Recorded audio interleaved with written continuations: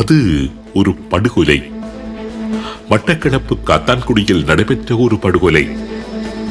படுகொலை செய்யப்பட்டவர் ELM ஃபலீல், காத்தான்குடியின் பிரதேச செயலாளர். இன்றைக்கு சுமார் 20 வருடங்களுக்கு முன்னர் 2005ஆம் ஆண்டில் நடைபெற்ற அந்த படுகொலையை உண்மையிலேயே யார் செய்தது என்று அந்த நேரத்தில் கண்டறியப்படாமல் எழுந்தமானத்திற்கு விடுதலை புலிகள் மீது பழியை போட்டுவிட்டு கடந்து சென்று விட்டிருந்தது ஸ்ரீலங்கா அரசாங்கம்.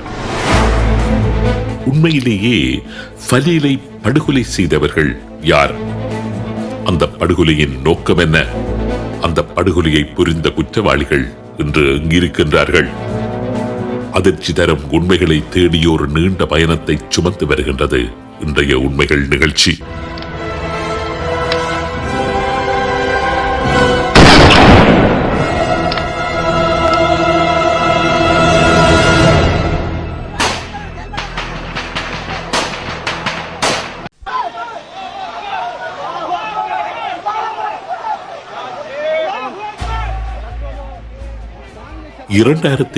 ஆண்டு டிசம்பர் மாதம் 26ஆம் தேதி இந்திய பெருங்கடலில் உருவான ஆழிப்பேரலை இலங்கையின் கிழக்கு கரையோர பகுதிகளை அடியோடு சிதைத்து போட்டிருந்தது. மட்டக்களப்பு மாவட்டம் முழுவதும் பல்லாயிரக்கணக்கான மக்கள் வீடுகளையும் உடைமைகளையும் உறவுகளையும் இழந்து நடுத்தெருவுக்கு வந்திருந்தார்கள். அந்த ஆழிப்பேரலையில் மிக மோசமாக பாதிக்கப்பட்ட ஒரு பிராந்தியம்தான் காத்தான்குடி. ஆனால் காத்தான்குடி மக்களின் துயரம் என்பது சுனாமியோடு மட்டும் தொடங்கியதொன்றல்ல. அதற்கு நீண்டதொரு ஆயுத பின்னணி இருந்தது. 1990ஆம் ஆண்டு முதல் இந்த பிரதேசத்தில் இடம்பெற்ற ஆயுத மோதல்கள் காரணமாக ஒல்லிக்குளம், கீச்சாம்பள்ளம், மண்முனைத்துறை, பாலமுனை உள்ளிட்ட பல கிராமங்களில் வாழ்ந்த மக்கள் ஏற்கனவே தாம் சார்ந்த நிலங்களை விட்டு விரட்டப்பட்டிருந்தார்கள். அவர்கள் காத்தான்குடி கரையோர பிரதேசங்களில் தற்காலிக குடியிருப்புகளில் தஞ்சம் புகுந்திருந்த நிலையில்தான் ஆழிப்பேரலை அவர்களது எஞ்சிய வாழ்வையும் பறித்திருந்தது. அதனால் காத்தான்குடி நகரத்தின் உள்ளக பகுதிகளில் கடுமையான மக்கள் நெரிசலும் வளங்களுக்கான பற்றாக்குறையும் மோதல்களும் வெடித்திருந்தன. உலகம் திரண்டு வந்து சுனாமியினால் பாதிக்கப்பட்ட மக்களுக்கு ஒவ்வொரு கிராமங்களிலும் நிவாரணங்களை வழங்கிக் கொண்டிருக்க, ஐக்கிய நாடுகள் சபையின் UN ஹேபிட்டாட்டுடன் இணைந்து ஐக்கிய அமீரகத்தை தளமாக கொண்ட செம்பறை அமைப்பு பாதிக்கப்பட்ட காத்தான்குடி முஸ்லிம் மக்களுக்கு 100 வீடுகளை கட்டுவதற்காக $1.2 மில்லியன் வழங்கியிருந்தது. ஏற்கனவே நடைபெற்ற யுத்தம் காரணமாக இடம்பெயர்ந்து வந்து காத்தான்குடி கடற்கரையை அந்நிய பிரதேசங்களில் வசித்து வந்த மக்களே சுனாமியின் அனர்த்தத்தில் அதிகம் பாதிக்கப்பட்டிருந்ததாலும் அந்த காலகட்டத்தில் ஸ்ரீலங்கா அரசாங்கம் நடைமுறைப்படுத்தி இருந்த நோ பில்ட் பஃபர் ஜோன் என்ற இறுக்கமான கட்டளை காரணமாக கடற்கரையை அந்நிய கிராமங்களில் அவர்களுக்கான வீடுகள் எதனையும் கட்டுவதற்கு அரசு அனுமதி கிடைக்கவில்லை. அதனால் காத்தான்குடியை அண்டிய ஒல்லிக்குளம் என்கின்ற கிராமத்தில் முஸ்லிம் எய்ட் என்ற தொண்டு நிறுவனத்தினூடாக 100 வீடுகளை கட்டி காத்தான்குடியில் பாதிக்கப்பட்ட மக்களை அங்கு குடியேற்றும் நடவடிக்கைகள் எடுக்கப்பட்டிருந்தன. இந்த ஒல்லிக்குள வீட்டு திட்டத்தை மாத்திரமல்ல, காத்தான்குடியில் மேற்கொள்ளப்பட்ட அத்தனை சுனாமி நிவாரண பணிகளையும் முன்னின்று செய்தவர்தான் ELM ஃபலீல் என்ற அரசாங்க அதிகாரி. காட்டாங்குடிக்குள் கட்டப்பட வேண்டிய வீட்டு திட்டத்தை ஒல்லிக்குளம் என்ற இடத்திற்கு நகர்த்தியதுதான் அவர் மீதான படுகொலையின் பிரதான காரணம் என்று சிலர் அங்கு கூறுகின்றார்கள். ELM ஃபலீல் பற்றி குறிப்பிடும் காத்தான்குடி வாழ் மக்கள் இரவு பகல் பார்க்காத மக்களுக்காக கடமையாற்றிய நீர்மையான ஒரு அதிகாரி என்றே அவர் பற்றி கூறுகின்றார்கள். அவரது அலுவலகத்திற்குள்ளே உணவு உண்டு, அங்கேயே தொழுது, சில சமயங்களில் அங்கேயே படுத்துறங்கி அந்த மக்களுக்காக சேவை செய்த ஒரு திறமையான கண்டிப்பான அதிகாரி என்றே ஃபலீல் பற்றி அவருடன் கடமையாற்றியவர்கள் கூறுகின்றார்கள். அவரது நேர்மையும் கடமை உணர்வும் தான் அவரது உயிரை பறித்தது என்று கவலையுடன் தெரிவித்தார் அந்த நேரத்தில் அவரது பிரதேச சபை காரியாலயத்தில் அவருடன் பணியாற்றிய ஒரு சக அதிகாரி. 2005ஆம் ஆண்டு டிசம்பர் மாதம் 2ஆம் தேதி ஒரு புனிதமான வெள்ளிக்கிழமை நண்பகல் நேரம் ஜும்மா தொழுகைக்காக தயாராகிக் கொண்டிருந்த போது காத்தான்குடி பிரதேச செயலாளர் ELM ஃபலீல் மீது மக்கள் நடமாட்டம் மிகுந்த பகுதியில் வைத்து ஆயுததாரிகள் இரக்கமின்றி துப்பாக்கிச் சூடு நடத்தினார்கள். பல குண்டுகள் அவரது உடலை துளைத்தன. இரத்த வெள்ளத்தில் சரிந்த அவரை மருத்துவமனைக்கு கொண்டு செல்ல முயற்சித்த போதிலும் வழியில் அவரது உயிர் பிரிந்தது. ஒரு உயர் அரசு அதிகாரி, அதுவும் மக்கள் சேவையில் அர்ப்பணிப்புடன் இருந்த ஒருவர், அவர் பகிரங்கமாக சுட்டுக் கொல்லப்பட்ட சம்பவம் ஒட்டுமொத்த கிழக்கு மாகாணத்தையும் இலங்கையின் நிர்வாக கட்டமைப்பையும் உலுக்கியது. அந்த படுகொலை விடுதலை புலிகளாலேயே மேற்கொள்ளப்பட்டதாக கூறப்பட்டு அந்த படுகொலை பற்றிய தேடல்களுக்கு முற்றுப்புள்ளி வைக்கப்பட்டிருந்தது.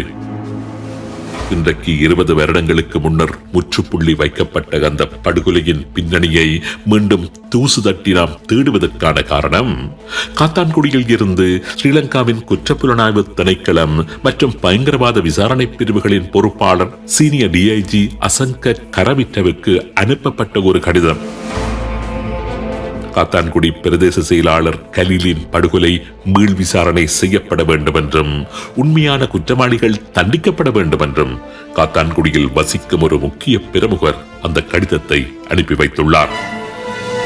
உண்மையிலேயே அந்த படுகொலையை புரிந்தவர்கள் யார், யாருடைய திட்டமிடலில் அந்த படுகொலைகள் புரியப்பட்டிருக்கின்றன போன்ற தகவல்களையும் அவர் தனது அந்த கடிதத்தில் குறிப்பிட்டிருந்தார். அவரது அந்த கடிதம் எமது ஊடகவியலாளர்களின் கரங்களுக்கு கிடைத்ததை தொடர்ந்து எமது ஊடகவியலாளர்கள் மத்தியில் நடைபெற்ற கலந்துரையாடல்களின் போது ஒரு முக்கியமான கேள்வி எழுப்பப்பட்டது. அதாவது, காத்தான்குடியின் மத்தியில் வைத்து ஒரு அதிகாரி சுட்டுக் கொல்லப்படுகின்றார். ஒரு முஸ்லிம் அதிகாரி, அதுவும் காத்தான்குடி முஸ்லிம் மக்களுக்காக தன்னை முழுவதுமாக அர்ப்பணித்து செயல்பட்டுக் கொண்டிருந்த ஒரு அதிகாரி. ஆனால் அந்த அதிகாரியின் படுகொலைக்கு எதிராக காத்தான்குடியில் எந்த ஒரு கண்டன ஆர்ப்பாட்டமும் நடைபெறவில்லை. அந்த காலப்பகுதியில் புலிகளால் ஒரு சாதாரண முஸ்லிம் குடிமகனுக்கு தீங்கு இழைக்கப்பட்டாலேயே மிக பாரிய அளவிலான எதிர்ப்புகளை வெளியிட்டு வந்த காத்தான்குடி மக்கள் ஒரு முக்கிய முஸ்லிம் அதிகாரி, அதுவும் காத்தான்குடியில் வைத்து பட்ட பகலில் புலிகளால் சுட்டுக் கொல்லப்பட்டிருந்தால் மிக பெரிய அளவில் ஆர்ப்பாட்டங்களில் ஈடுபட்டிருப்பார்கள். கிழக்கு மாகாணம் முழுவதுமே முடக்கப்பட்டிருக்கும்.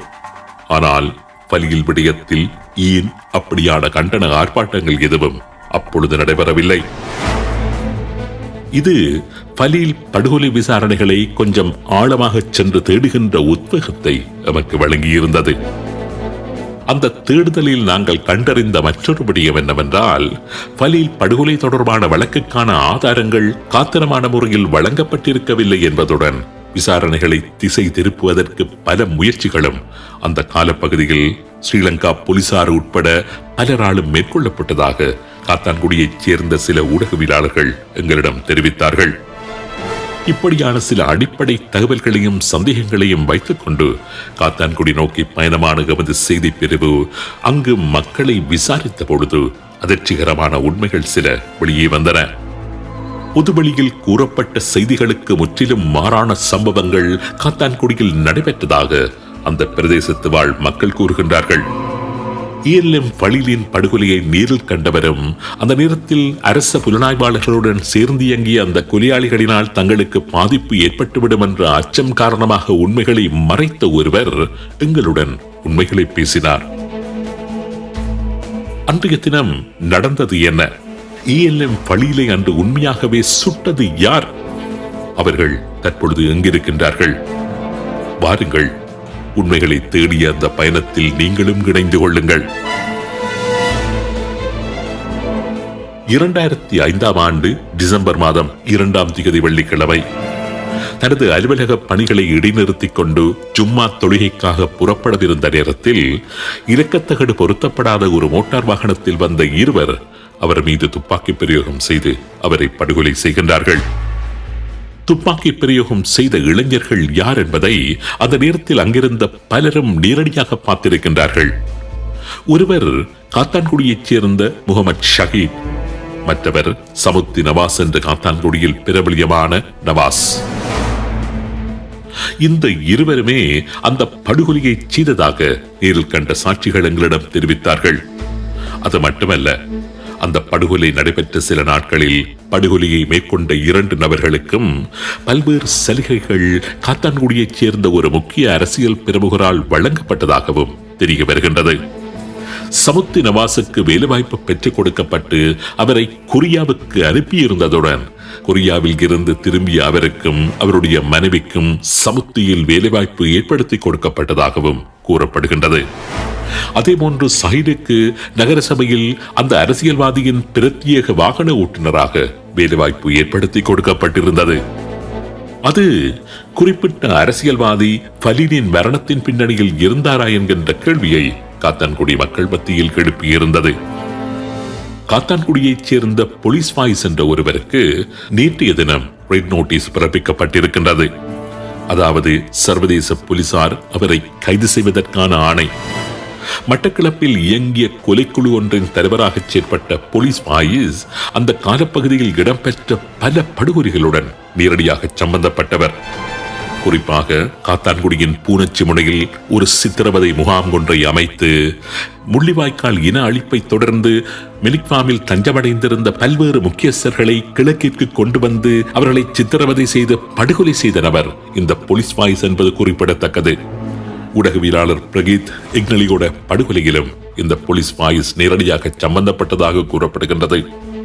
மட்டக்களப்பில் வலம்புரி என்கின்ற கடையில் பணியாற்றிய 2 இளைஞர்களை காத்தான்குடியின் பூனச்சி முனைக்கு கொண்டு வந்து அவர்களை சித்திரவதை செய்து படுகொலை செய்த சம்பவத்திலும் இந்த போலீஸ் வாய்ஸ் நேரடியாக சம்பந்தப்பட்டிருப்பதாக ஸ்ரீலங்காவின் குற்றப்புலனாய்வு திணைக்களம் குற்றம் சாட்டி வருகின்றது.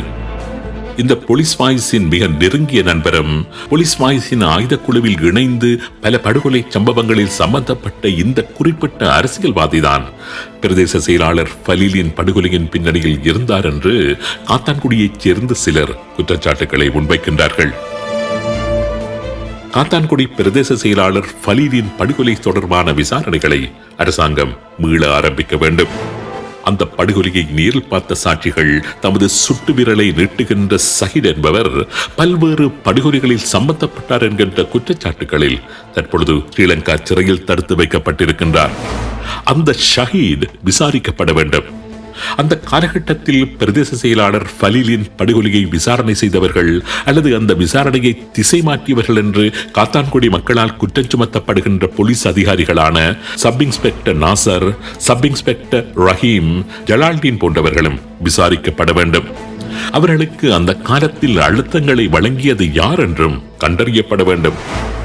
ஃபலீலின் படுகொலைக்கான உண்மையான காரணமும் கண்டறியப்பட வேண்டும். 2 தசாப்தங்கள் கடந்துவிட்டிருந்தாலும் பிரதேச செயலாளர் ஃபலீலை கொலை செய்தவர்களும் அந்த படுகொலையின் பின்னால் இருந்தவர்களும் நீதியின் முன்பு நிறுத்தப்பட்டு அவர்களுக்கு உரிய தண்டனை வழங்கப்பட வேண்டும். கடுமையான தண்டனைகள் தான் இதுபோன்ற படுகொலைகள் எதிர்காலத்தில் நடைபெறுவதை தடுக்கின்ற சிறந்த வழிமுறையாக இருக்கும் என்று கூறுகின்றார்கள் காத்தான்குடி வாழ் மக்கள். இந்த அரசாங்கம் அதனை செய்யுமா?